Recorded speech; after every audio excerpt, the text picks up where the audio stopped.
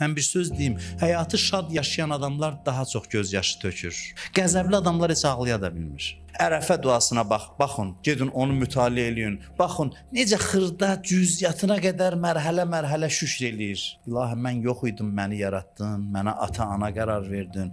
Anamın ürəyinə mənim məhəbbətimi saldın. Anam mənə təmənnasız xidmət elədi. Başqası heç kəs eləməzdi bunu. Ananın ürəyində uşağa məhəbbət olmasaydı, gecə elə oyanıb ona qida verməzdi. Bir vaxt mənim dişim yox idi, elə yemək hazırladın ki, mədəmə uyğun olsun. Sonra bir-bir sayır, gözündən yaş dillər, qəribə ağlayıb İmam Hüseyn Ərəfə duasını oxuyanda. Sonra duasını eləyir, təzdən ürəyi dözmür, qayıdır yenə şükrə, yenə minnətdarlığa. Bu göz yaşının harası acıdır? Bu sevinç göz yaşlarıdır.